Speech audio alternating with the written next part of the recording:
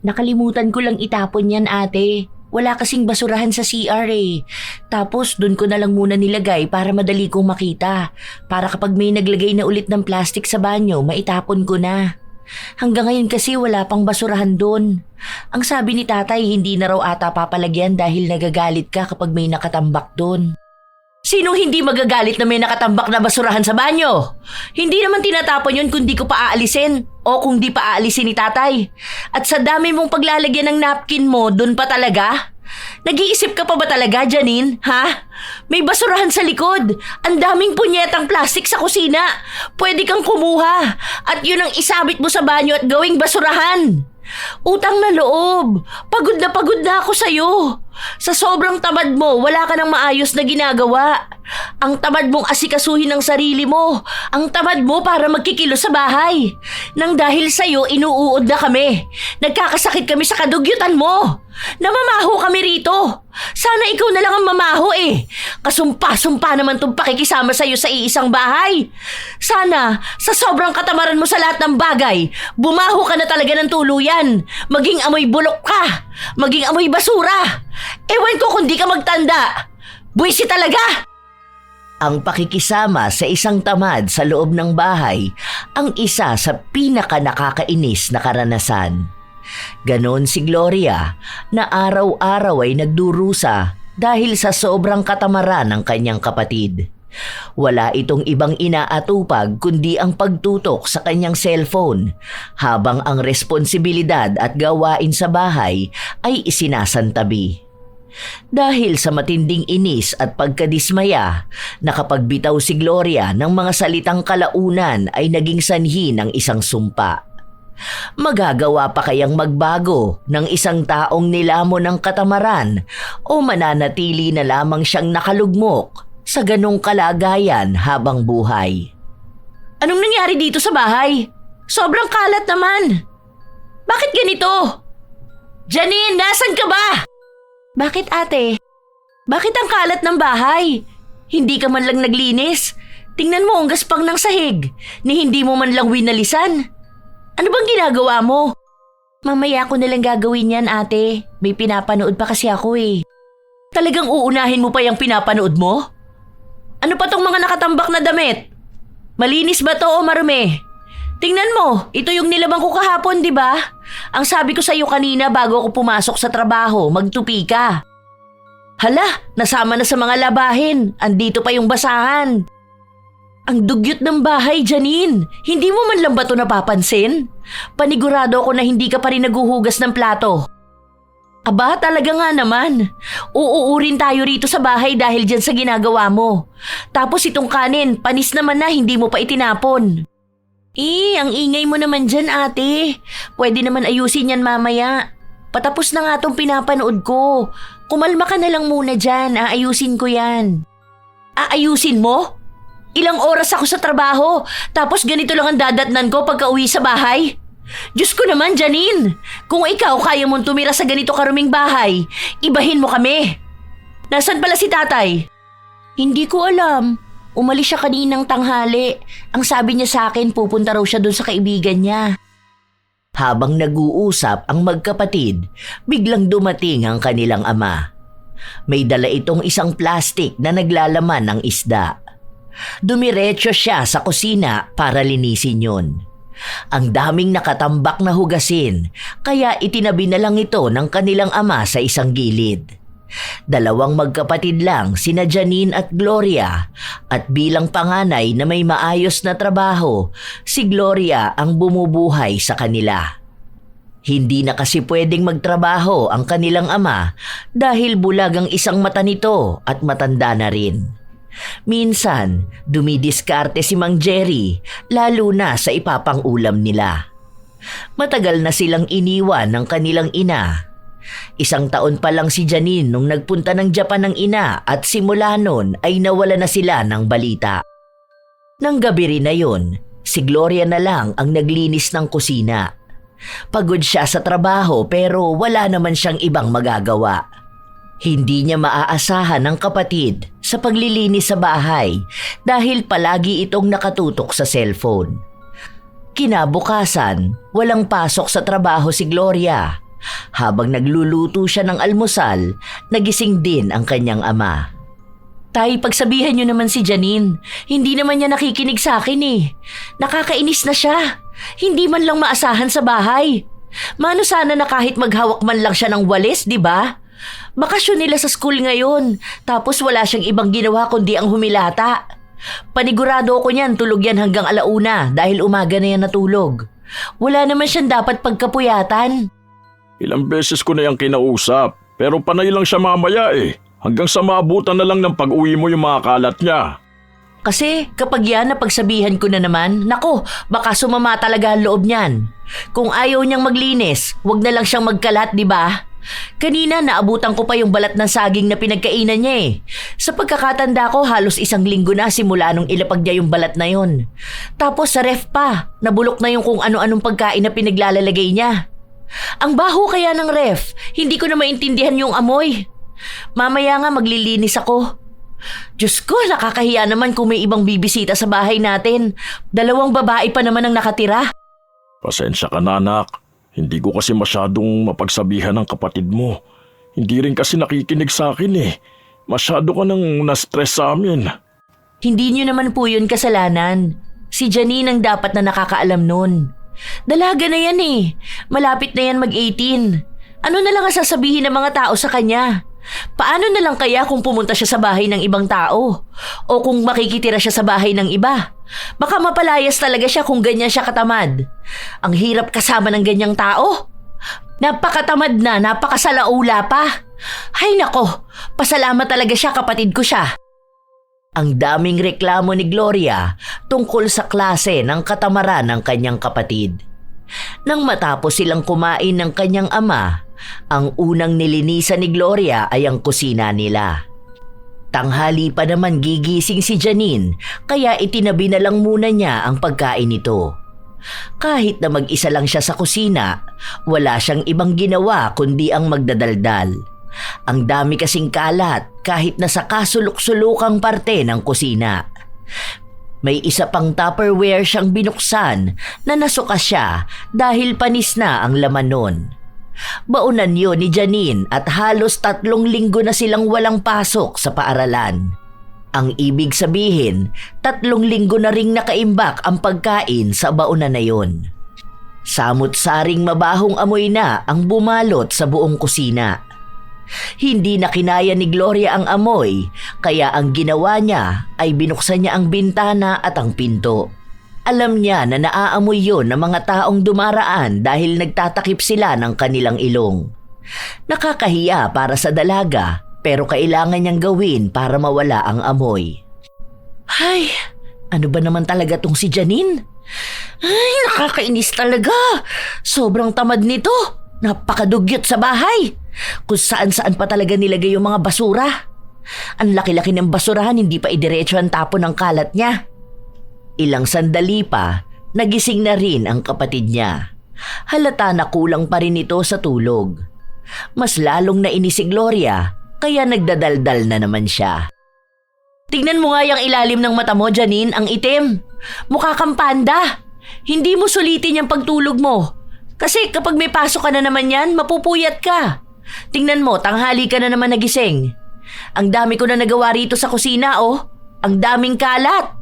Nakikita mo ba, ha? Oo na, ate. Kanina pa kita naririnig dyan eh. Dabog ka ng dabog. Ang ingay kaya. Mamaya marinig ka pa ng mga kapitbahay natin. Nakakahiya naman sa kanila ang ingay mo. Ha? At nagawa mo pang mahiya sa kanila? Ikaw na nga tong dapat na mahiya dahil ang kalat at ang baho ng bahay natin.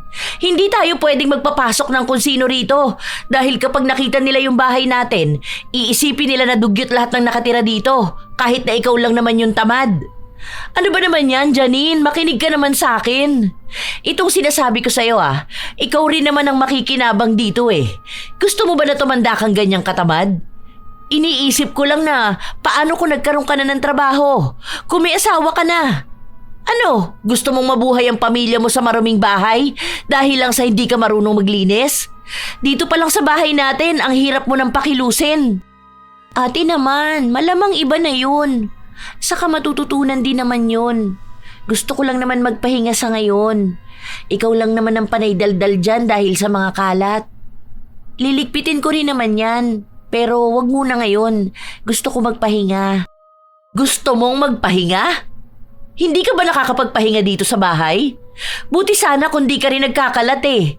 Kaso grabe ka kung magkalat. Tamad ka maglinis, ang sipag mo magkalat. Kung saan-saan mo pa nilalagay at isinusuksok yung mga kalat mo. Tapos yung labahan, isasama mo sa mga malilinis. Saka ko nalang malalaman na marumi yun kapag gagamitin ko na. Tapos yung banyo natin, naninilaw na yung inidoro. Ang baho ng buong bahay natin. Hayaan mo, maglilinis ako. Kailan naman yan? Kapag hinintay kita maglinis ng bahay, mabubulok talaga tayong lahat. Tumulong ka naman sana. Oo na ate. Kakain na muna ako. Oh, walang hugasin sa lababo ha? Baka naman pwede mo nang hugasan yung gagamitin mo. Isang plato lang yan ha? Baka itambak mo pa yan dyan. Magsasalang na ako ng labahan. Titingnan ko pa kung alin ang malinis at marumi. Pagkatapos mo dyan kumain, ayusin mo yung mga basura sa likod tapos pumunta ka sa sala, magwalis ka ron. Oo na ate. Oo na. Panay ka dyan, oo! Gawin mo! Patuloy pa ring nagbubunga nga si Gloria. Sumunod naman ang kapatid niya pero mabilisan na lang din. Hindi pa maayos ang pagkakawali sa sahig at may mga kalat pang naiwan. Kahit na anong sabihin ni Gloria, panay lang sabi ng mamaya ang kapatid niya. Palaging ganon ang nangyayari. Isang beses sa isang linggo lang walang pasok sa trabaho ang dalaga, pero sa halip na magpahinga na lang siya, wala siyang ibang ginawa kundi ang maglinis ng kalat ng kapatid niya. Isang gabi, pagka-uwi ni Gloria, naabutan niya ang ama na naglilikom ng mga sinampay kaya tinulungan niya ito. Ngayon palang kukunin to mga sinampay, tay? Ang sabi ko kanina kay Janine, tanggalin na to bago maghapon. Anong oras na tapos ikaw pa ang kumuha? Nasaan na naman ba si Janine? Wala siya, nasa plaza. Nanonood sila ng basketball. Laro daw nung kaibigan nila. Kanina pa ba yun wala? Hindi naman, mga 3:00 yun nagpaalam sa akin. Tapos nakatulog ako. Kagigising ko lang kaya ngayon ko lang naalala itong mga sinampay. Oo nga pala, kumain ka na. Nagluto ako doon, may pritong isda. Ay, nakaka-stress na talaga kasama sa bahay si Janine. Tingnan mo, nagkalat na naman ang mga sapatos. Malamang naghalongkat yan ang gagamitin niya. Bakit ba ganyan ang batang yan? Ayoko sanang ikumpara siya sa iba pero yung anak ni Aling Conchi, ang sipag na bata. Palagi ko yung nakikitang nagwawalis ng bakuran nila kada umaga. Tapos yun pa naglalaban ng mga damit nila. Si Janine, kahit panty na lang niya hindi niya pa malabhan. Nung nakaraan may tagus pa ng regla niya yung hinubad niya. Tinuruan ko na nga siya na kapag ganon dapat lalaban niya agad. Pinagsabihan ko nga siya kanina dahil ang kalat ng kwarto niya. Hinahanap ko rin yung mga tasa tapos nakita ko nasa kwarto niya lahat. Kapag tapos niyang gamitin, di niya kasi nilalabas. Inutusan ko siya, ayun, umalis lang bigla. Sana naman matuto rin siya sa buhay. Hindi naman siya bata na dapat palaging sundan ang ginagawa. Nasanay na lang siya sa panay siya mamaya. Ang hirap pagsabihan, paulit-ulit na lang ayaw niyang makinig. Ewan ko talaga kung saan siya pupulutin kapag mag-isa na lang siya sa bahay. Tapos ganyan siya katamad at kadugyot. Naku po, talaga namang uuurin siya kahit buhay pa siya. Ilang araw pa ang lumipas, wala pa ring nagbago sa pagiging tamad ni Janine. Madalas lang siyang nakahiga at walang gana. Panay ang cellphone niya at ang pinagkainan niya kung saan-saan na lang niya inilalapag. Kahit napagsabihan siya ng kanyang ama, wala siyang kibo. Dapat palagi siyang sundan dahil kung hindi yun gagawin ng mga kasama niya, lahat sila ay mabubulok sa loob ng bahay. Isang araw, maagang umuwi si Gloria dahil masama ang pakiramdam niya. Naabutan niya ang kapatid na nasa labas ng bahay nila at naglalaro sa kanyang cellphone. Naligo ka na ba, Janine? Tingnan mo yung paa mo, ang daming libag. Yang ulo mo panay pabalakubak tapos sobrang dumi ng damit mo. Dalaga ka na, Janine. Ano bang akala mo sa sarili mo? 4 years old? Oo ate, mamaya na ako maliligo. May ginagawa pa ako, oh. Kita mo naman na naglalaro ako. Mas inuna mo pa yan? Pumasok ka sa loob. Nakakahiya ka rito sa labas. Nakikita ka ng mga tao. Ano na lang ang iisipin ng mga yan? Ay, nako. Bakit ba ganyan ka? Ang sama na ng pakiramdam ko pero masasama pa lalo sa ginagawa mo. Huwag mo na kasi akong pansinin. Wala naman akong ginagawang masama sa'yo ah. Hayaan mo na lang ako. Hahayaan kita? Na maging ganyang katamad? Sobra tong ginagawa mo, Janine. Sa totoo lang. Hindi to gawain ng normal na tao. Oo, pwede kang tamarin lalo na kung pagod ka o sadyang wala kang ganang kumilos. Pero hindi ganito kalala. Hindi ganito katagal. Hindi ka man lang nandidiri sa paligid mo. Ayan, natalo na ako. Panay ka kasi daldal dyan eh. Oo na, kikilos na ako mamaya.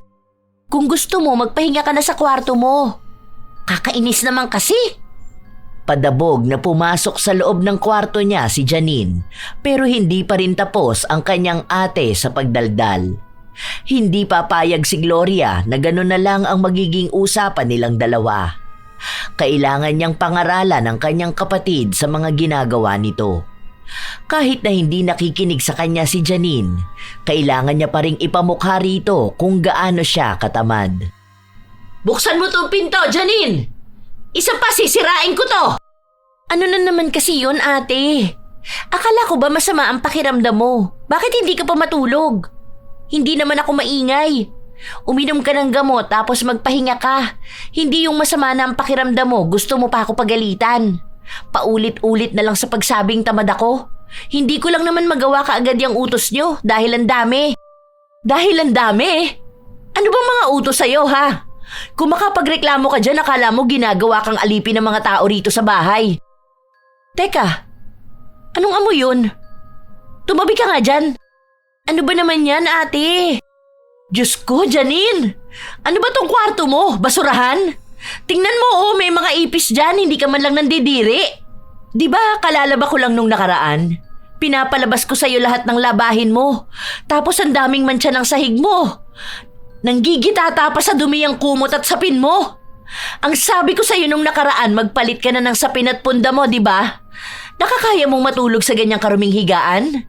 Yung mga balat ng pinagkainan mo nasa sahig lang. Grabe ang kalat ng kwarto mo! Hindi lang basta kalat, dahil daig mo pang natutulog sa basurahan. Maglinis tayo ngayon. Saka na yan, ate. Tinatamad pa akong kumilos eh. Oo na, sige na, lilinisin ko yan kapag may oras ako. Mamaya magpapalit na ako ng sapin ko. Hindi! Ngayon natin gagawin! Walang mamaya, walang bukas. Ngayon mismo! Kahit masama ang pakiramdam ko, maglilinis tayo ng kwarto mo. Nakakasuka rito sa loob. Sobrang baho. Grabing katamaran mo, Janine. Alam mo ba, hindi lang basta katamaran yung meron sa'yo. Parte ng 7 deadly sins yung ginagawa mo. Tutal, panay ka naman cellphone. Bakit hindi mo i-search kung ano yung sloth? Yon, malalaman mo bakit parte ng 7 deadly sins yon. Nakakapunyeta naman to. Matanda ka naman na sana para pagsabihan pa ng ganito eh. Napakadugyot mo naman. Hindi ko alam kung nasobrahan ba kami sa pagmamahal sa'yo kaya hindi mo nagawang kumilos para sa sarili mo. Hindi lang bahay natin ang pinabayaan mo sa katamaran na yan kundi pati sarili mo. Tingnan mo yung libag mo sa katawan mo oh. Anong sinasabi ng mga kaklase mo sa'yo, ha? Wala naman silang sinasabi sa akin, ah. Ewan ko ano ba kasing problema niyo sa akin. Maayos naman ako. Wala lang talaga akong oras harapin yung paglilinis. Naliligo rin naman ako. Nag-aasikaso sa sarili ko. Busy lang talaga ako. Hindi ka busy, Janine. Tamad ka. Tamad! Paano ka magiging busy kung nasa bahay ka lang palagi, ha? Hindi naman ikaw ang nagtatrabaho, di ba? Kung ako nga nagkakaroon pa ako ng oras para sa bahay, kahit na ilang oras ang trabaho ko, tapos ikaw, ganito ang ginagawa mo? May pasok ka sa school o wala, parehas lang na hindi ka kumikilo sa bahay. Ayan, kadiri, inuuod na yung panty mo. Oh, tingnan mo to, may mga uod, di ba? Alam mo ba na pwede kang magkasakit dahil sa ganito? Itapon mo na to. Kunin mo yung walis at dustpan sa labas. Hey, kadiri! Kinikilabutan ako sa nakikita ko. Ang baho pa ng kwarto mo. Tamad na tamad kung kumilo si Janine. Ang bagal niya pa kaya galit na galit ang kanyang ate. Sa tuwing uutusan siya nito, palagi niyang sinasabi na ilapag na lang muna sa isang gilid at kukunin na lang niya mamaya. Kaya nagiging dahilan yun para mas lalong magalit sa kanya ang kapatid. Dahil sa nangyari, palaging tinitingnan ni Gloria ang kwarto ng kanyang kapatid at sa tuwing nakikita na naman niyang may kalat ito, pinagsasabihan niya. Pero wala talagang ginagawa si Janine. Palagi pa rin siyang nakatutok sa kanyang cellphone at nakahiga. Hindi siya madalas maligo dahil mas gugustuhin niyang nakahilata lang sa kama o kaya sa sofa. Ilang masasakit na salita na rin ang sinabi ni Gloria sa kapatid pero para bang hindi na tinatablan nun si Janine. Bawat salitang sinasabi niya, lalabas lang din sa kabilang tenga. Sumapit ang linggo. Wala na namang pasok si Gloria, kaya maaga siyang gumising para mag-ayos. Kinatok niya rin ang pinto ng kanyang kapatid. Bakit ate? Maligo ka na para makakain na tayo. Magsisimba pa tayo. Bilisan mo lang kumilos ha. Yung damit na huhubarin mo, ilabas mo agad. Huwag mo isampay sa banyo. Maglalaba ko mamaya pag uwi. Ayoko ate. Saka na lang ako sasama sa inyo. At bakit ayaw mo? Hindi pa ako natutulog. Saka wala akong gana lumabas ngayon. Kayo na lang ni tatay. Matutulog pa ako eh. Baka sa simbahan lang ako makatulog. Ilang buwan ka nang hindi sumasama sa pagsisimba. Pati ba naman sa paglilingkod sa Diyos? Tamad na tamad ka? Basta. Kaya nyo naman na yan. Matutulog na ako. Lock nyo na lang ang pinto. Pinagsarhan ni Janine ng pinto ang kapatid kahit na nais pa siyang kausapin ni Gloria. Napabuntong hininga na lang ang dalaga at bakas sa kanyang mukha ang dismaya. Ang mag-ama na lang ang umalis at pagbalik nila sa bahay, gising na si Janine. Naabutan nila itong nasa sala, nanonood sa kanyang laptop. Nandiyan na pala kayo? Nagugutom na ako. Hindi nyo man lang ako tinirhan ng ulam. Anong hindi tinirhan? Meron sa ref. Nagluto ka na lang sana ng hotdog. Nakakatamad naman magluto. Akala ko pa naman nagluto na si ate kanina. Luto mo ko, tay. Nagugutom na ako. Kanina pa ako gisingin, nanghihina na ako sa gutom. Nanghihina ka na pala sa gutom? Bakit hindi mo asikasuhin ang sarili mo? Paano na lang kung wala kami ni tatay? Baka namatay ka na mag-isa mo rito. Kuha mo rin akong tubig, ate, pagpupunta kang kusina. Hindi ka ba marunong kumilos para sa sarili mo? Magluto ka dyan kung gusto mo. Pagod din ako. Maglalaba pa ako at maglilinis ng bahay. Huwag ka dyan panaynood. Hindi ka na nga nagsimba. Ang lakas pa ng loob mo mag-utos sa akin. Para nakikisuyo lang sa'yo eh. Sa susunod magsisimba na ako. Hindi lang ako nakasama ngayon kasi nga inaantok pa ako. Hindi na kumibo pa si Gloria. Agad na siyang pumasok sa loob ng kwarto. Nakakaramdam pa rin siya ng inis sa kanyang kapatid dahil sa mga ginagawa nito sa buhay at sa panay katwiran niya sa pagiging tamad. Si Mang Jerry naman, sinubukan ulit kausapin ang bunso niyang anak. Nak, tulungan mo naman ang ate mo. Hindi ka ba naaawa sa kanya? Bago siya pumasok sa trabaho, siya nagluluto. Kapag uwi niya naman, siya pa maghuhugas ng plato. Tapos kapag day off niya, sa halip na magpahinga siya o gumala kasama ng mga kaibigan niya, mas inuuna niya pang linisin ang bahay. Hindi ka man lang ba nasasaktan kapag pinagsasalitaan ka ng ate mo? Siya lang naman kasi nagpapaka-stress sa sarili niya. Ako nga walang pakialam eh. Chill-chill lang. Lagi niya kasing napapansin yung paligid kung kikilos ba ako o hindi. Pwede naman palaging mamaya na lang gawin. Nagmamadali kasi siya lagi.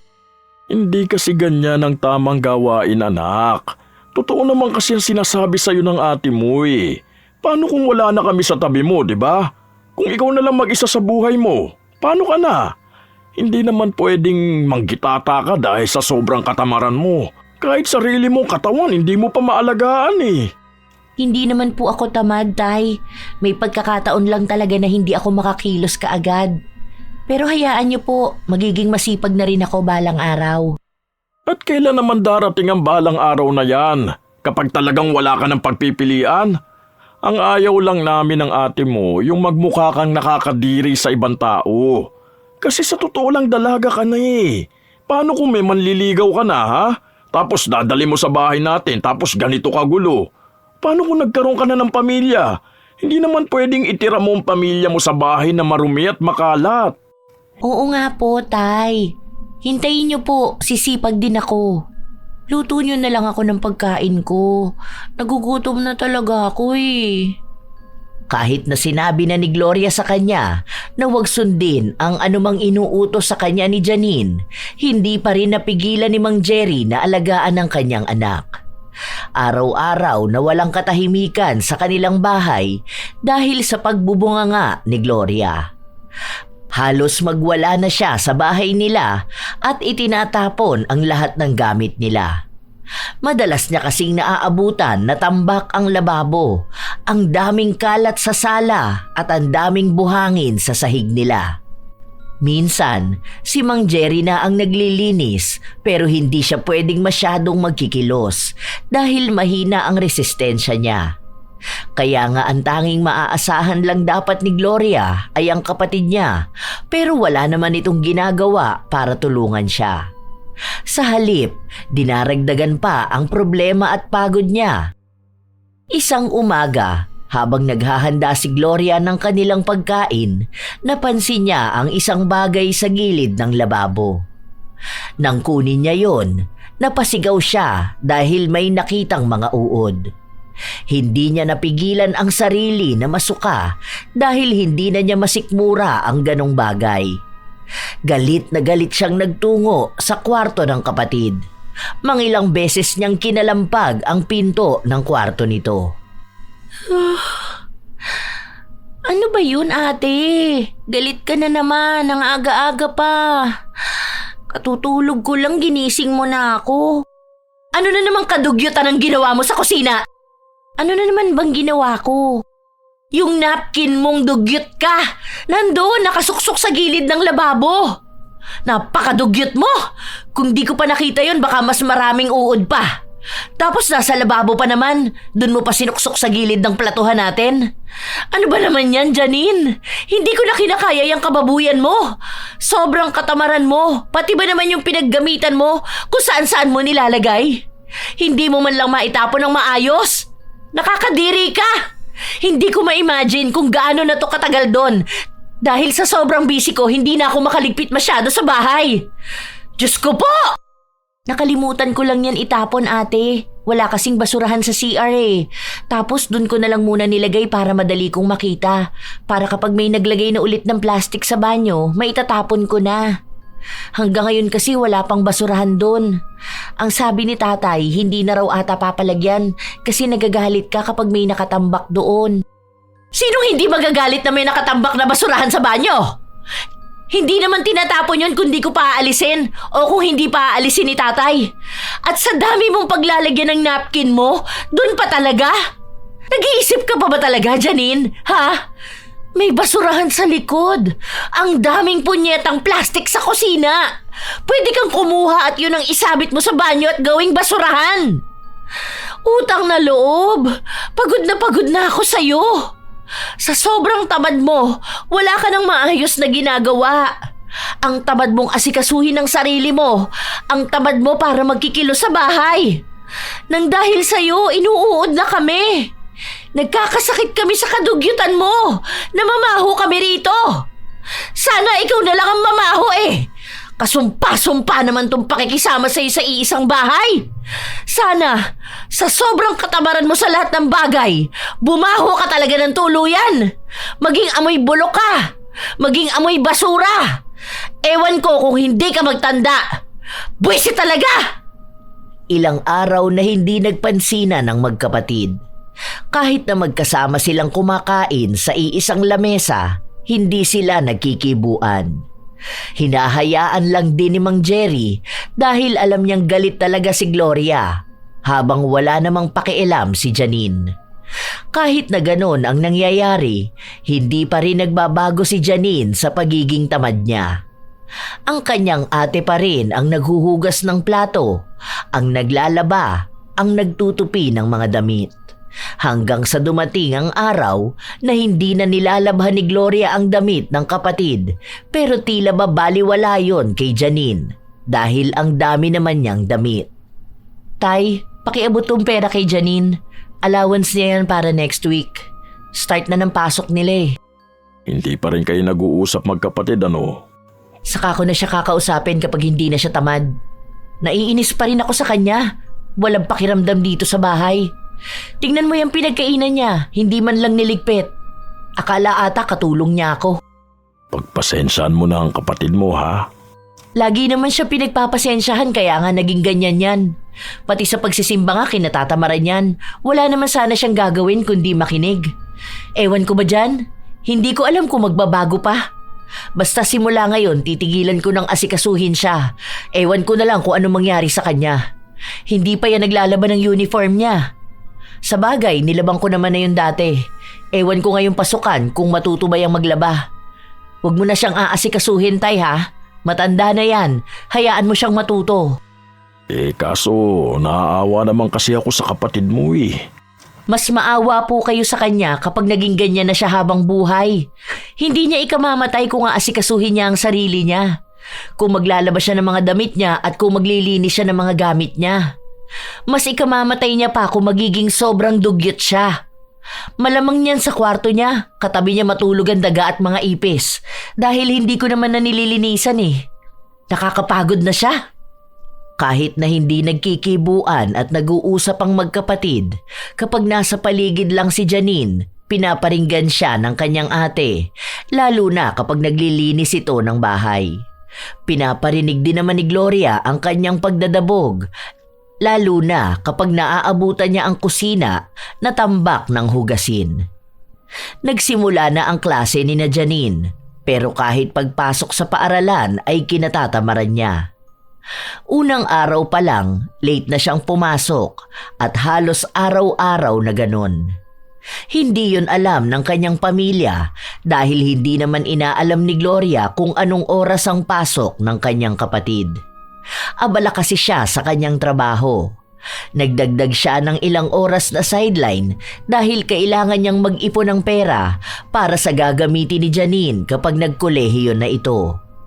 Kahit naman galit siya sa katamaran ng kapatid, gusto niya pa ring maging responsableng ate.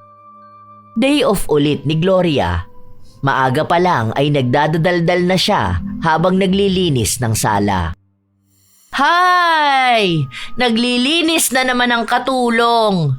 Ang dami na naman kasing kalat dito sa bahay. Ang dami na naman kung ano-anong basura.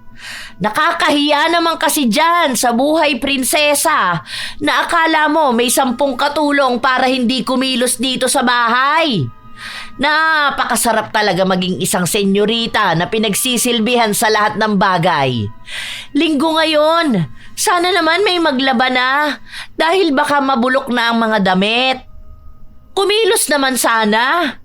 Igalawang katawan, aba. Tanghali na! Gising na!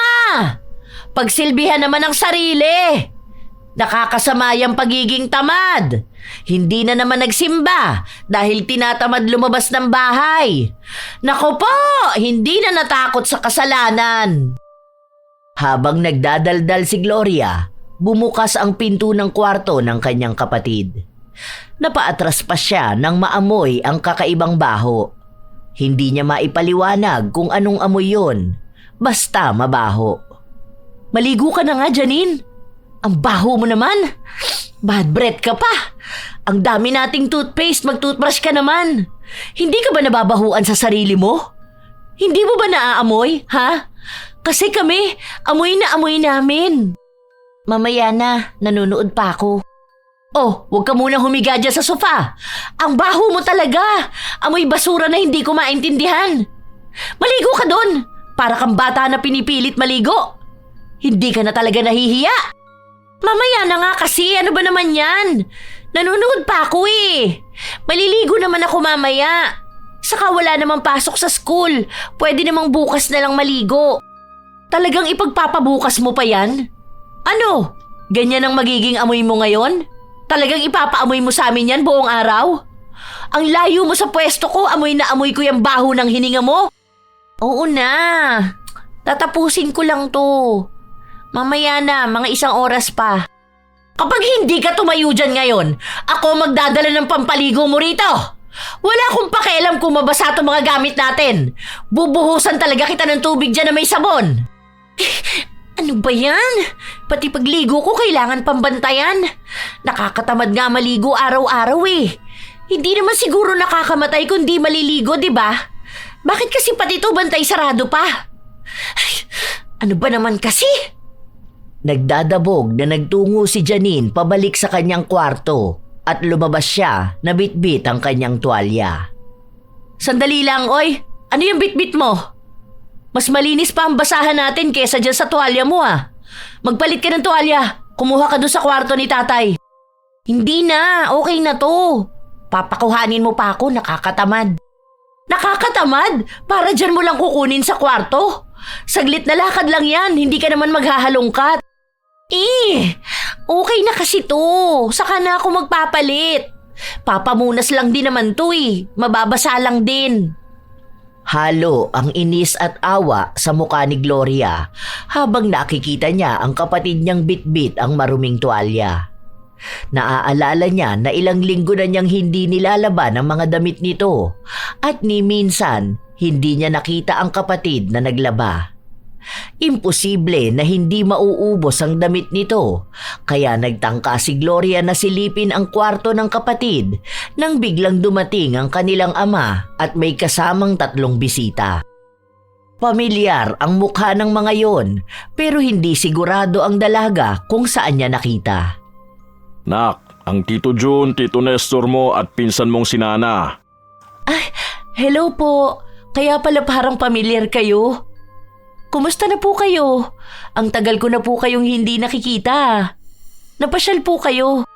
Biglaan nga ang punta nila rito. Ang akala ko next month pa kasi tumawag sa akin ang Tito Jun mo.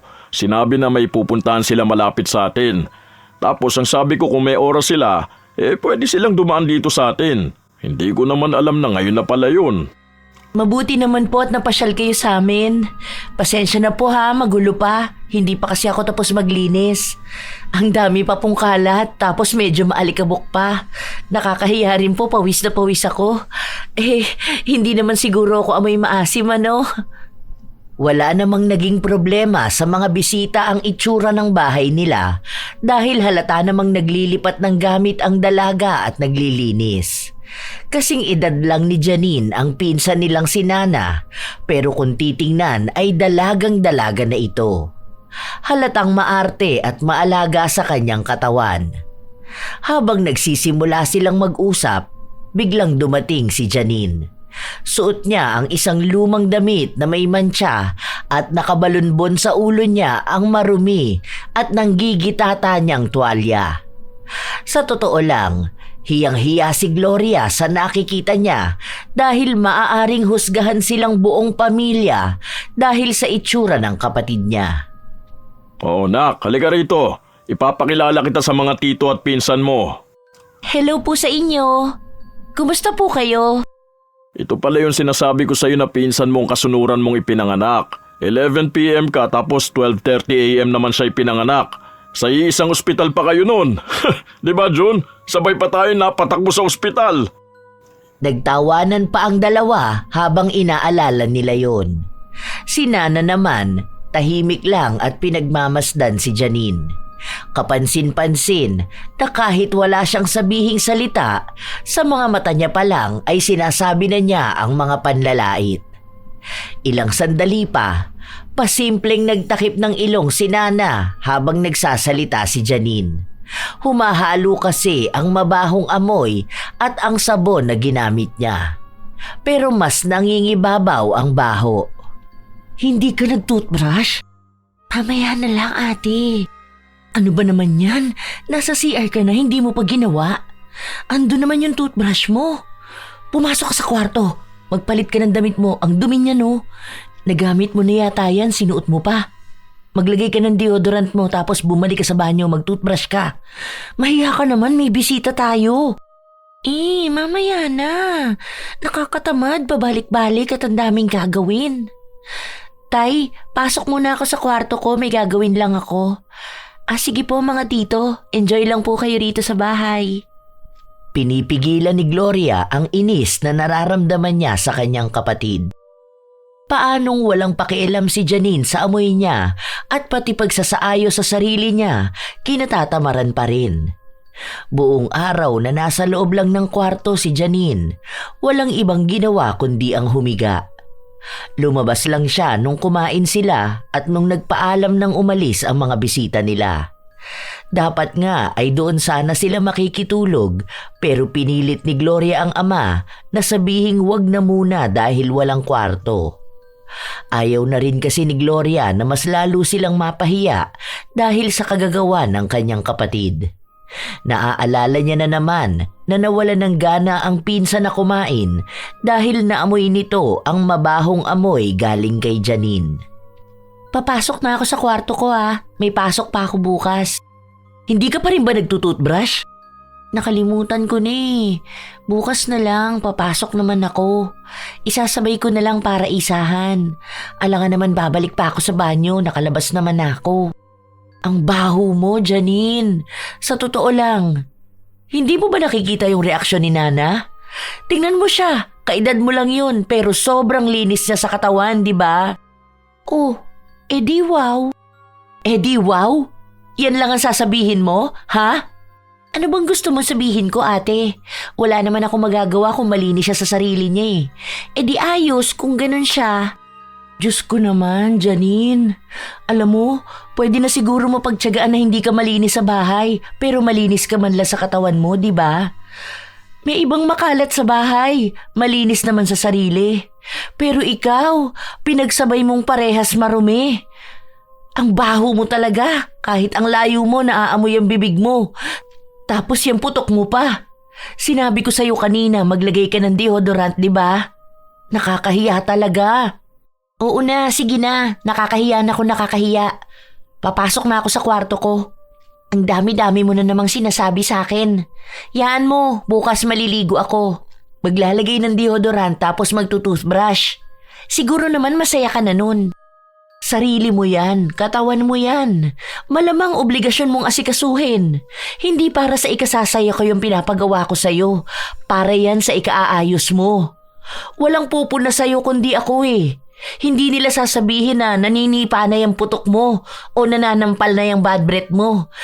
Dahil ang gagawin ng mga taong nakakaamoy sa'yo, pagtatawanan ka, pag-uusapan ka, lalaitin ka. Bilang ate mo, ayokong ganun ang mangyayari sa'yo. Pero ikaw, grabe katamaran mo Asikasuhin mo naman pati sarili mo. Pagod na ako rito sa bahay. Huwag mo naman akong pagurin na ipaalala sa iyong sipagin ka naman para sa katawan mo. Hindi na kumibo pa si Janine. Pumasok na lang siya sa loob ng kanyang kwarto at hinayaan ang ate niya na magdaldal. Ilang araw pa ang lumipas, palagi pa ring tinatamad si Janine sa lahat ng bagay. Kahit maligo ay kinatatamaran na niya.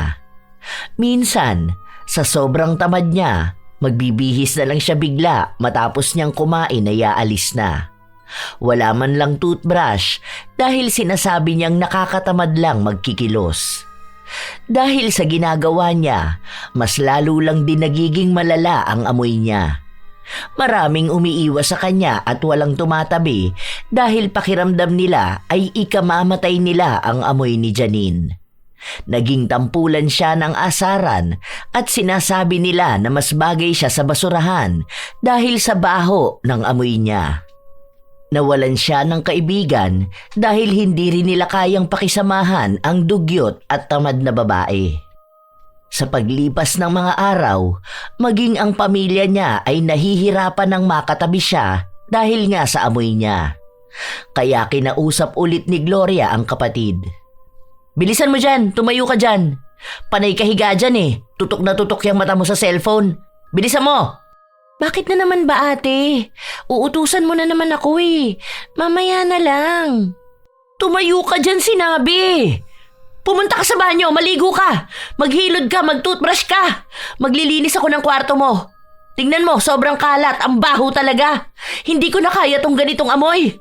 Tapos yung mga sinusuot mo, paulit-ulit lang, di mo nilalaban. Maruming damit lang din ang ginagamit mo. Tapos yung uniform mo, ang dugyot. Tatayo ka dyan o kakalad ka rin kita papuntang CR. Ano ba naman kasi yan? Nakita na nga nanunood ang tao eh. Maliligo naman ako mamaya. Wala naman kasing pasok ngayon. Hindi na, puro ka mamaya. Wala ka ibang ginawa kundi sabihing mamaya pero wala ka namang gagawin. Sawang-sawa na ako sa kagaganyan mo, Janine. Tinutulungan lang kita dahil babae ka. Napakasalaula mo. Ang dami ng taong pinag-uusapan ka. Tumawag din sa akin yung isa sa teacher mo, sinasabi yung concern nila sa'yo. Pinagsabihan ka na rin pala nila pero hindi ka nakikinig. Ewan ko ba sa'yo? Ano ba talagang problema mo? Bakit ba ganyan kakatamad, ha? Bakit kasi kailangan pang pakialaman ng ginagawa ko? Nakakatamad naman talaga magkikilos eh. Ewan ko ba sa inyo kung bakit kayo gusto nyo magkikilos? Hindi naman ako tamad. May mga ginagawa lang talaga ako. Anong ginagawa mo, ha? Ano? Ayan, ganyan. Magtatambay dyan sa cellphone mo? Panoorin yung kung ano-anong palabas?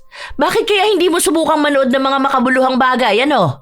Panoorin mo kung paano magwalis, tutorial paano maglaba, paano maligo ng tama, kung paano sipagin. Ganon ang panoorin mo. Para kang nilalamon niyang walang kwentang ginagawa mo eh. Pati pagpasok mo sa school, kinakatamaran mo. Palagi ka raw late, hindi ka nagsusulat, hindi ka rin nagpapasa ng activities. Ay, ano ba naman, Janine? Nagpapakahirap ako para mabigyan ka ng magandang kinabukasan. Samantalang ikaw, hindi mo matulungan ang sarili mo. Hindi na ako humihiling sa'yo na tulungan mo kami ni tatay. Yung sarili mo na lang ang tulungan mo, Janine. Parang awa mo na. Okay naman lahat, ate. Hindi lang talaga ako makakilos dahil nakakatamad talaga. Ang bigat ng katawan ko sa lahat. Gusto ko lang humiga. Ano ba? May iba ka pa bang balak para sa sarili mo? May plano ka ba para sa buhay mo? O ganyan ka na lang palagi? Hindi ko alam, ate. Hindi pwedeng hindi mo alam, Janine. Kasi ikaw ang unang dapat makaalam niyan, hindi kami. Hindi ibang tao. Isipin mong maigi kung ano ba talaga ang gusto mong mangyari sa buhay mo. Gusto mo ba na pagtawanan ka lang ng iba dahil sa kadugyutan mo? Gusto mo bang mabuhay mag-isa sa magulo at maruming bahay dahil gusto mo palagi ka lang nakahilata? Hindi pwede yung ganyan. Ang daming nasasayang sa buhay mo dahil sa pagiging tamad mo. Sa totoo lang, masyado kang umaasa sa amin. Kasi simula pa nung bata ka, kami na lang ni tatay ang kumikilo sa bahay. Hindi ka marunong maghugas ng plato, ni hindi ka marunong maglaba, hindi ka marunong magwalis. Kung hindi ka pa pagsasabihan na linisin ang sarili mo, hindi mo rin gagawin. Minsan, normal ang tama rin, lalo na kung kailangan mo talaga ng pahinga. Pero hindi ganyang katamaran sa'yo, na talagang nila mo na pati kaluluwa mo. Makinig ka sa akin ha, dahil gusto ko rin namang mapabuti ka. Hindi habang buhay kasama mo kami ni tatay. Hindi ka bubuhayin yung katamaran mo. Hihilahin ka lang yan lalo sa kasalanan. Umaasa si Gloria na papakinggan siya ng kanyang kapatid na mauunawaan ang nais niyang iparating. Dahil tumatanda na si Janine, hindi pwedeng manatili siyang tamad kung paano siya naging tamad nung bata pa siya. Hindi pumasok si Gloria para asikasuhin ang bahay nila at ang pag-aaral ng kapatid niya. Hindi rin kasi pumasok sa paaralan si Janine dahil sa tinatamad itong bumangon kanina. Mas naging kuba rin ang pagtayo ni Janine na para bang kaunting kilos niya lang ay pagod na siya. Sa paglipas ng mga araw, pilit na pilit si Janine kahit sa pagligo. Halos ate na niya ang magpaligo sa kanya para lang kumilos siya, pero walang nangyayaring pagbabago sa amoy ng katawan niya. Sumisingaw pa rin ang baho. Sa tuwing magpapabango naman siya, mas nasusuka ang mga taong nakakaamoy sa kanya dahil mas matapang ang amoy ng katawan niya at bumabaho ang pabango. Muling nag-usap ang mag-ama dahil sa reklamo na natatanggap nila sa paaralan ni Janine. Hindi ko na alam ang gagawin ko, Tay. Kapag pinatigil naman natin sa pag-aaral ngayon si Janine, sayang naman dahil malapit na siyang makagraduate. Pero totoo naman talaga na sobrang baho niya. Yung singaw ng katawan niya kakaiba na. Hindi na aalis. Binilhan ko na nga siya ng bukod na sabon, tapos pabango at bagong deodorant, pero walang nagbabago. Hindi ko maipaliwanag kung anong klaseng singawan lumalabas sa katawan niya. Mas masahol pa ang amoy niya kapag pinapawisan siya. Hindi kaya may sakit naman ang kapatid mo? Naaamoy ko nga rin siya madalas eh. Tapos kapag galing siyang banyo, matagal nagstay yung amoy niya ron. Iniisip ko baka may sakit siya sa balat o ano pa man. Paano ba naman kasing hindi siya magkakasakit sa balat? Takot na takot siyang maligo at linisan ang katawan niya. Yung mga pulubi naman na pakalat-kalat sa kalsada, hindi naman ganyang kabaho sa kanya. Yung mga yun ang dudungis pa ha, pero mukhang mas malinis pa kaysa sa kanya. Ayoko na talaga siyang ikumpara sa mga taong ganun, pero para talaga siyang pulubi na nagkokolekta ng mikrobyo. Siguro patigilin mo na lang muna sa pag-aaral para hindi ka na makagastos pa ng malaki. Lalo na ngayon ang daming bagsak na subject, tapos lagi pang late at absent. Minsan bigla na lang siyang umuwi kahit hindi pa naman nila uwian. Ang rason niya sa akin, nakakatamad mag-aral.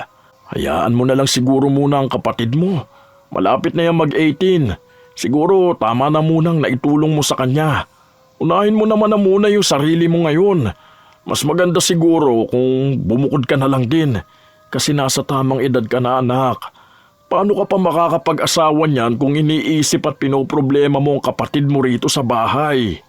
Paano naman po kayo? Walang mag-aalaga sa inyo dito sa bahay dahil kung si Janine nga hindi niya maalagaan ang sarili niya eh. Nag-aalala rin kasi ako sa inyo eh. Kaya nga hindi ako makaalis dito kahit gustong gusto ko nang bumukod ng bahay. Kaya ko na ang sarili ko. Ramdam ko rin naman na hindi na ako magtatagal sa mundo. Kasi sa totoo lang anak, wala rin mangyayari sa'yo kung susunod ka ng susunod sa kapatid mo eh. Kahit na ayaw kong pabayaan mo siya, mukhang yun ang mabisang paraan para naman matuto siyang tumayo sa sarili niyang mga paa. Hindi na siya bata. Tutungtong na siya sa wastong edad. Kung wala siyang balak para sa buhay at para sa sarili niya, ayokong madamay ka pa. Sige na anak, okay lang. Ilang araw pa bago pinag-isipan ni Gloria ang sinabi sa kanya ng kanyang ama. Iniisip niya kasi ang magiging kalagayan nila kung aalis siya. Lalo na at walang pakialam sa paligid ang kapatid niya. Simula nang hindi na ito pumasok sa paaralan, nanatili na itong mas malala pang tamad. Nakakaramdam na ng pagkapagod si Gloria. Pero bago siya umalis ng bahay, kinausap niya ulit ang kapatid niya sa isa pang pagkakataon. Iniisip niya na kapag nakitaan niya ng kaunti pang pag-asa ang kanyang kapatid, baka magbago pa ang isip niya para wag umalis. Tiniis ni Gloria ang mabahong amoy na nanggagaling sa katawan ng kanyang kapatid. Talaga bang ayaw mo magbago? Ganyan ka na lang sa sarili mo? Ganyan na lang ang gagawin mo sa buhay mo? Hihilata ka lang sa higaan mong nanggigitata sa dumi? Talagang yayakapin mo na lang ang sinasabi nila sa'yo? Hindi mo ba naaamoy ang sarili mo? Aayusin ko naman ang sarili ko, ate. Hindi pa lang ngayon. Kailan yun? Baka bukas? Ilang bukas ba meron ng tao sa buong buhay nila? Ilang mamaya? Ilang saka na lang ang sasabihin mo sa sarili mo bago ka tuluyang magbago? Ayoko pa kasing kumilos, ate. Kung naiintindihan mo lang sana ako. Kung alam mo lang ang nararamdaman ko. Kaya nga kita kinakausap dahil gusto ko malaman kung ano bang nararamdaman mo. Dahil gusto kitang tulungan. Ayoko maging ganyan ka na lang. Akala mo ba hindi kami nasasaktan ni tatay kapag naririnig namin ang sinasabi nila tungkol sa'yo? Kung paano ka nila pandirihan dahil nga dyan sa kakaiba mong amoy? Nagtatanong sila sa amin kung paano ka namin nasisikmura. Na ang totoo, hindi na rin talaga namin kaya. Basta ate, hindi pwede yung ganyan na basta na lang. Pati pagsasalita mo ata kinatatamaran mo na. Baka sa susunod yan pati paghinga mo nakakatamad na rin. Hayaan mo na lang muna ako ate. Darating din ang araw na sisipagin ako. Sa ngayon, wala akong ibang gustong gawin kundi ang magpahinga. Sige, hahayaan kita kahit na mahirap sa kalooban kung iwan ka katulad kung paano tayo iniwan ni nanay. Pero sana nga, dumating ang araw na makaya mong kumilos para sa sarili mo. Huwag mo sanang hayaang magpakalugmok dyan sa katamaran mo. Sana balang araw, malaman mo rin kung bakit masama yung ginagawa mo. Naaawa ako sa'yo, pero gusto kong matuto ka.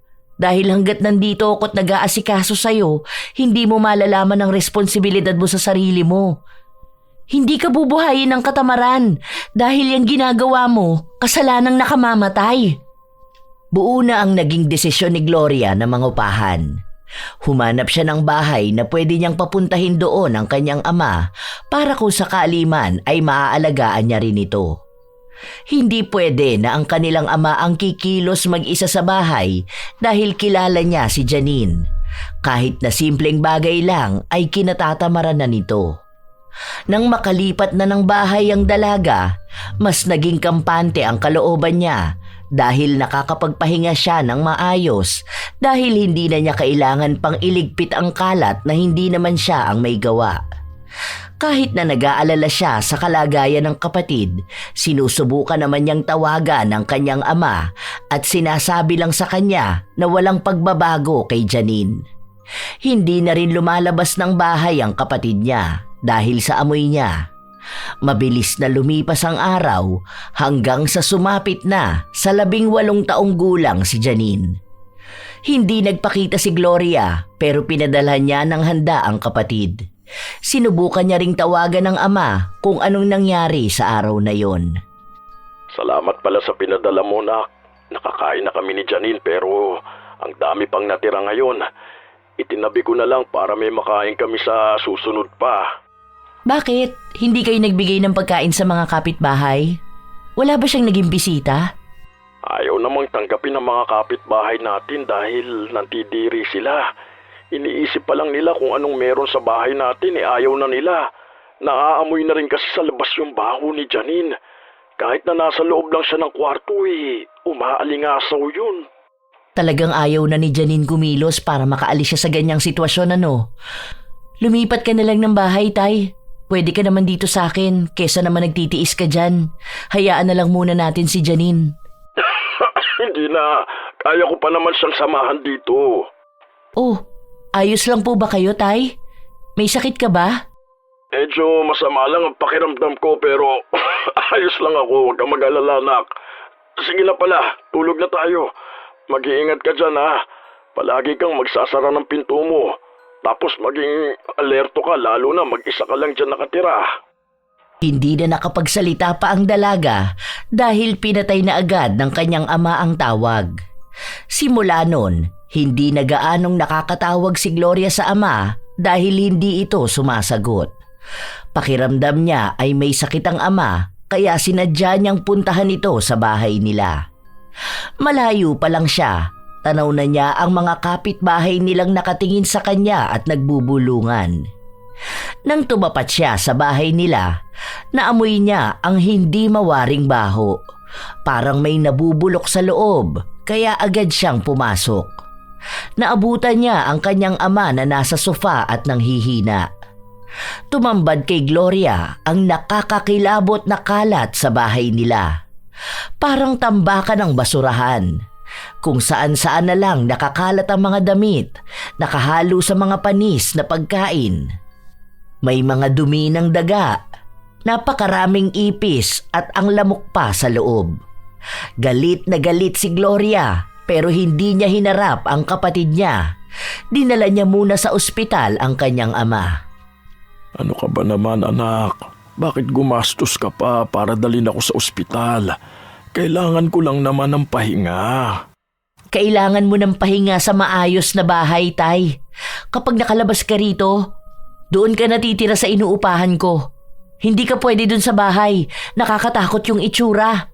Kaya ka nagkakasakit dahil ang dumi ng paligid. Malamang ginagapangan ng daga at ipis yung mga plato dun. Hindi ko kaya. Kinilabutan ako sa itsura ng bahay. Kaso paano naman ang kapatid mo? Baka hindi na yun kumain kapag wala akong niluto. Alam mo naman na hindi ko yun kayang iwan mag-isa Naaawa ako sa kanya. Kung siya nga hindi niya iniintindi ang sarili niya Hindi na, Tay. Basta, doon ka sa bahay. Akong bahala kay Janine. Matanda ka na tapos sa ganun ka nakatira. Kung siya kakampi niya ang mga germs dahil sa katamaran at kadugyutan niya, ibahin niya tayo. Hindi pwede yung ganyan na nagkakasakit ka. Habang nasa ospital si Jerry, bumalik ang dalaga sa bahay nila kung saan naabutan niya ang kapatid niyang nasa kusina at kumakain sa maruming plato. Madungis din ito, pero mukhang wala siyang pakialam dahil nakatutok lang siya sa kanyang cellphone at tumatawa sa pinapanood niya. Hindi na uuwi rito si tatay. Hindi ko na rin babayaran ng bill sa bahay na ito. Bahala ka ng kumita ng para sa sarili mo, Janine. Hindi na kami babalik ni tatay sa maruming bahay na to. Bakit naman ate? Ano na naman bang nagawa ko? Naku, wala. Wala ka nagawa. Dahil wala kang ginagawa. Totoo pala talaga na ang baho mo? Sobra. Malamang di mo naaamoy ang sarili mo. Dahil kung naaamoy mo, hindi mo hahayaan na maging ganyan ka. Ewan ko ba? Hindi pa dumating yung balang araw na sinasabi mo para sipagin ka at kumilos para sa sarili mo. Matanda ka naman na. Kung tutuusin, pwede ka na magtrabaho. Buhayin mo na ang sarili mo dahil pagod na ako maghintay ng pagbabago mo. Pagod na kaming hintayin kung kailan ka sisipagin. Bahala ka sa buhay mo. Bahala ka sa katamaran mo. Umalis si Gloria at hinayaan na lang ang kapatid niya. Tinotoo ni Gloria ang sinabi niya na hindi niya susustentuhan ang kanyang kapatid. Naputulan ng kuryente at nawalan din ng tubig ang dati nilang bahay. Kahit na ganon, hindi pa rin naman maiwasan ni Gloria na mag-alala sa kanyang kapatid. Gusto niyang tulungan ito pero iniisip niya na kapag tinulungan niya si Janine, baka tuluyan na ngang makalimutan ni Janine na iangat ang sarili niya. Ilang araw pa ang lumipas, tumawag sa kanya si Janine at nagpapatulong na maghanap ng trabaho. Gusto na raw nitong subukang gumawa ng hakbang para sa sarili niya. Nakakapanibago ang ganitong salita para kay Gloria dahil sa tuwing magtatanong siya sa kapatid, lagi lang sinasabi nito na sa susunod na lang niya aayusin ang buhay niya. Pero ngayon, gumagawa na ng maliliit na hakbang si Janine kung paano nga ba niya maisasaayos ang kanyang buhay.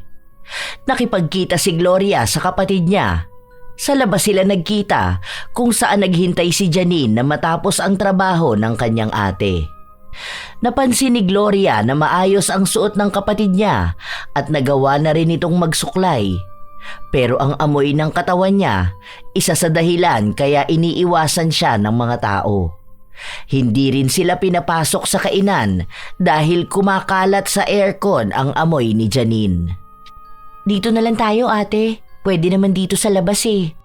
Mabuti naman naisipan mong ayusin ang sarili mo. Paano nangyari yon ha? Bigla ko na lang naisip na tama ka nga. Walang ibang tutulong sa akin kundi ang sarili ko.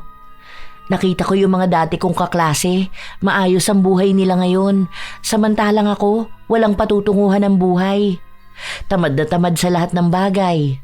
Naisip ko na lang bigla na mali pala talagang isinawalang bahala ko lahat ng bagay dahil naghihintay akong sipagin ako. Pero hindi pala darating ang kasipagan na yun kung hindi ako gagalaw. Totoo na ba yung mga sinasabi mo? Mamaya dinadaan mo na lang ako sa mga ganito dahil alam mong hindi kita matitiis. Totoo na ate, pero hindi ko alam paano ko magsisimula. Parang ang daming gumugulo sa utak ko eh.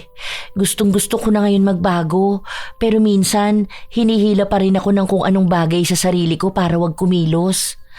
Ang hirap lumaban, pero gusto kong magbago. Mahihirapan ka talaga niyan sa ngayon.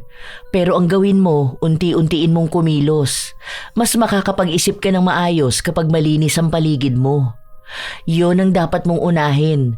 Saka mo malalaman kung ano na yung mga dapat mong isunod gawin. Huwag ka mag-alala, tutulungan kita. Pero hindi ibig sabihin nun na ako ang gagawa ng lahat. Aalalay lang ako, pero ikaw pa rin ang dapat kumilos, lalo na kung para sa sarili mo. Nagkasundo ang magkapatid. Hindi maitatanggi ni Janine na hirap na siyang labanan ang katamaran niya. Minsan, ayaw niyang tumayo sa kanyang higaan. Ang gusto niya lang ay humilata at kikilos lang siya kapag gusto niya.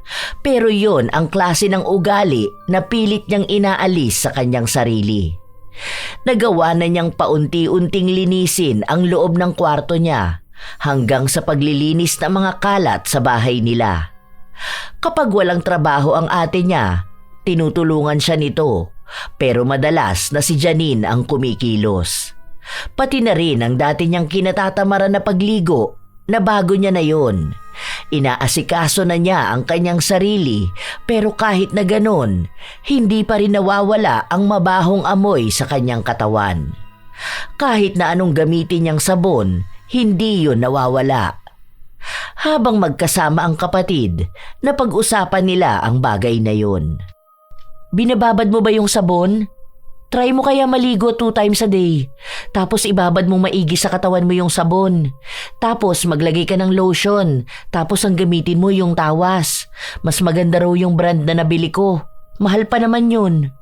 Sinubukan ko na yan, ate. Ngayon nga lang halos 2 oras ako sa banyo. Nakababad yung sabon. Tapos 3 beses ako nagsabon pero wala talagang nangyayari eh. Baka hindi na to maaalis, no?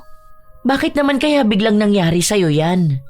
Teka lang, hindi kaya dahil yan dun sa nasabi ko sa'yo nung galit na galit ako sa'yo? Ano yun? Hindi ko maalala. Yung parang isinumpa kita na maging mabahong-mabaho ka at di na yun maaalis. Hindi ko maalala yung eksaktong sinabi ko pero parang ganun.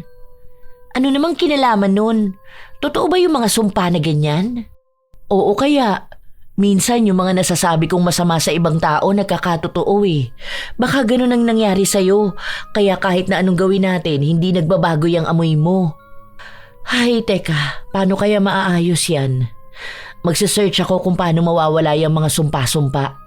May nakita ko rito ate. Ang sabi, pwede raw mawala sa pamamagitan ng albularyo, ganun. May kakilala ka ba? Wala eh, pero magtatanong ako kay tatay. Hindi ko kasi alam yung mga ganyan eh. Sorry ha, kung nakapagsalita ako ng masama sa'yo. Ako nga ang dapat mag-sorry sa'yo ate. Kasi alam ko na grabe na yung pinaggagawa ko kaya nakapagbitaw ka ng salita sa'kin. Sinagad ko yung pasensya mo. Tapos ako kahit pa anong sabihin mo sa'kin, chill-chill lang ako. Kasi alam ko naman na kahit nagagalit ka sa'kin, kikilos ka pa rin para sundan yung mga kalat ko. Hanggang sa tuluyan ka na talagang sumuko. Sorry talaga ate.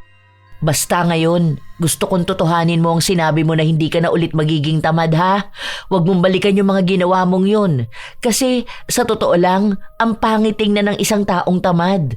Mula sa bahay nila hanggang sa sarili nila at lalong-lalo na sa pananampalataya nila. Nagkaayos ang magkapatid at nagtulungan sila kung paano maaalis ang sumpa kay Janine. Kahit na ilang beses silang lumapit sa albularyo, tila ba hindi ganon kadaling maalis ang sumpa. Nangangamoy mabaho pa rin si Janine at doon na siya tuluyang nakakaramdam ng hiya sa ibang tao. Lalo na kapag lumalabas sila at nagsisimba. Hindi naman niya maaalis sa mga tao na husgahan siya dahil mabaho naman talaga siya. Kahit naman sino ay hindi na naising tagalan na tumabi sa taong kagaya niya. Ang ginawa na lang ni Janine, pinagpatuloy niya ang pagbabago at tinalikuran ng pagiging tamad. Mas lalo na niyang nililinis ang bahay nila, ang katawan niya at ang kanyang kaluluwa sa pamamagitan ng kasipagan niya sa pananampalataya. Palagi siyang nagdarasal na maging maayos na siya. Hanggang sa unti-unti na rin na nagbago ang amoy niya. Nawala na ang tapang at nakakasulasok na baho kaya pinagpapatuloy niya pang mas pag-igihan ang pagbabago niya.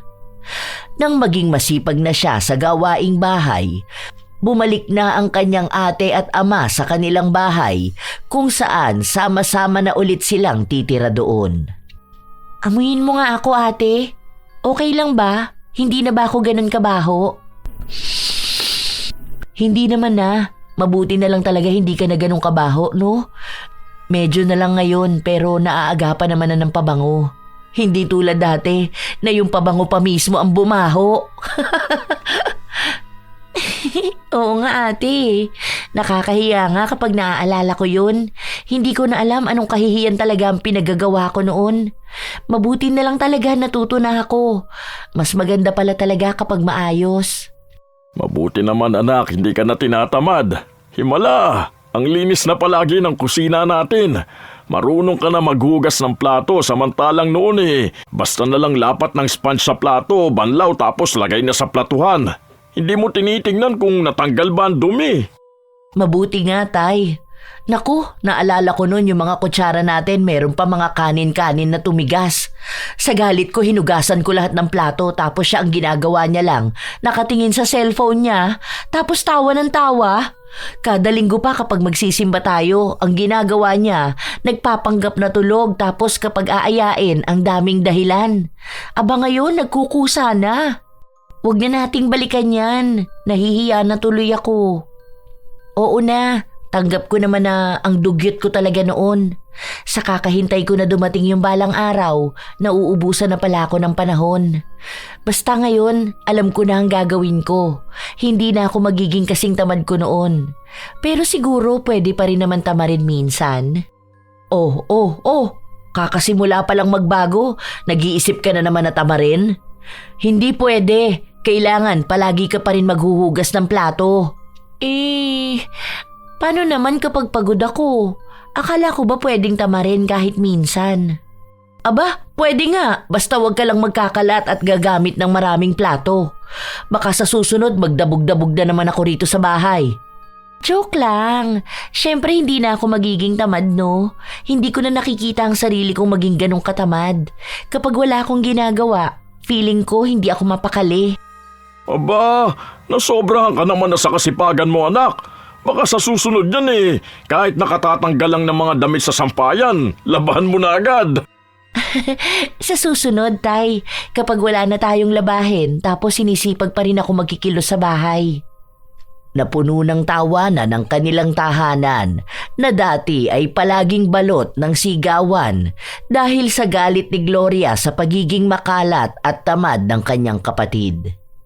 Sa paglipas ng panahon, bumalik sa pag-aaral si Janine pero isinasabay niya ang kanyang trabaho dahil nais niyang tulungan ang kanyang ate. Ang sabi niya ay nasa wastong edad na rin naman siya para buhayin ang kanyang sarili. Marami ng sakripisyo sa kanya si Gloria at ayaw na niyang ipabitbit pa pati ang kanyang pag-aaral. Masaya si Gloria na nakikita niya ang kanyang kapatid na nagbabago. Hindi na niya ito kailangan pang utusan dahil alam na ni Janine ang kanyang responsibilidad at nagkukusa na rin siya sa paglilinis ng kanilang bahay. Naging masipag na rin ang dalaga sa kanyang pag-aaral at sa trabaho. Doon, unti-unting napagtanto ni Gloria na may pag-asa pala talaga na magbago ang mga taong tamad kung talagang gugustuhin nila.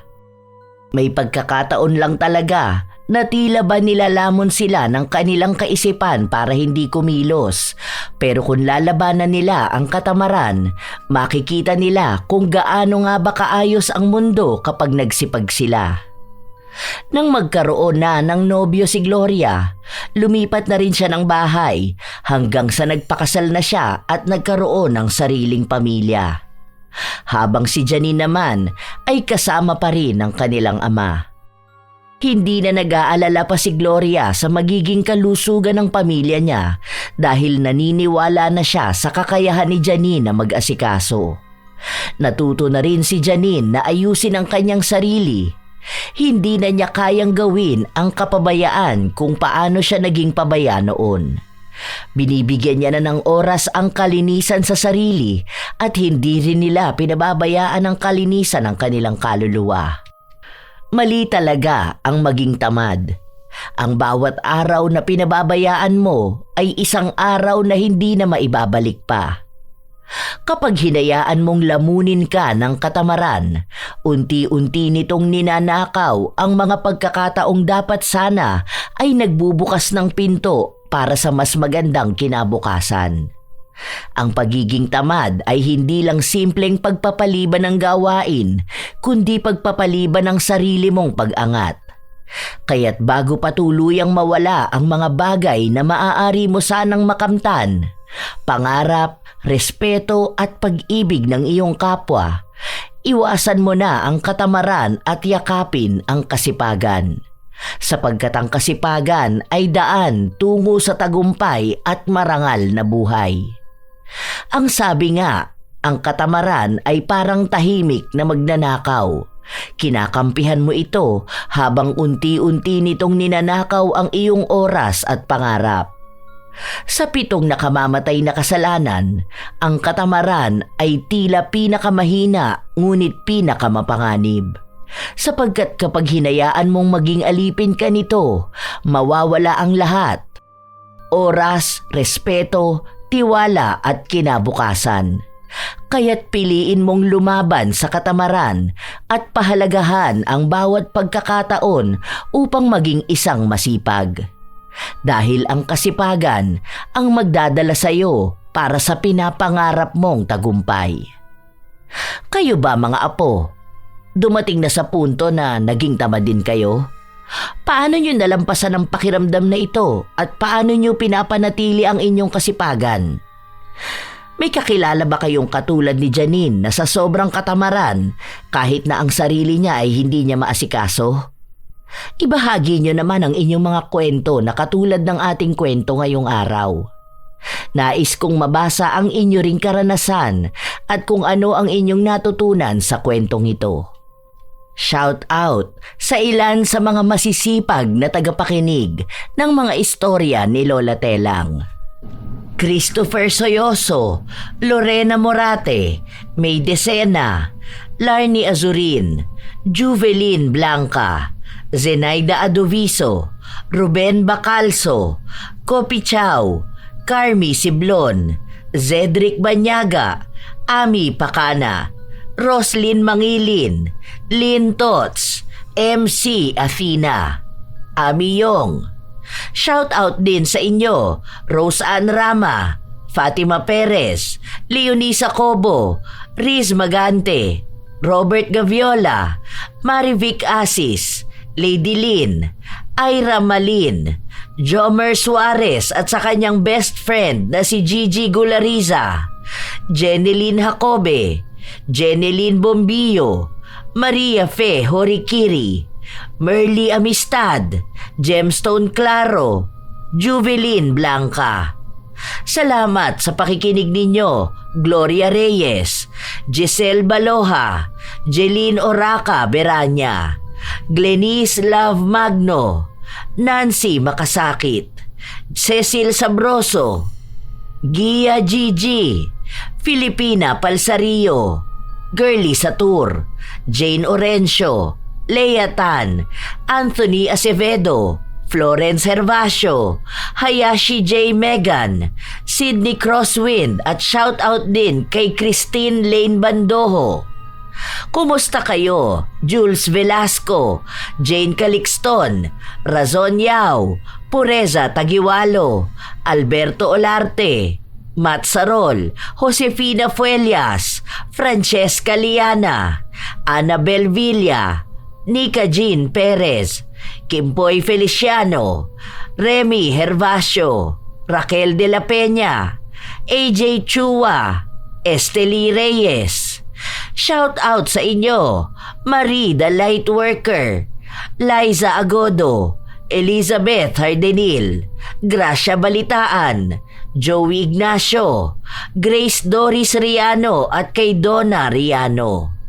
Diwata Lin Zamboanga Sibugay, Maria Benitez, Giovanni Villahagos, Dolores Laus, John Luis Beronio, Aslam Liza, Arvid Shane Hoiberg Channel, Nea Matias, Roy Lacandalo, Gladys Bakbak, Glady de los Santos, Flor de Lisa Sapipi, Annalisa Malatbalat, Will Maleses, Juna May Lopez, Ruth Ann Migano, Roxanne Gaudicos, Francisco Neng at sa kanyang asawa na si Jeremy Saranillo Francisco. Ito ang inyong Lola Telang at maraming salamat sa inyong pakikinig mga apo.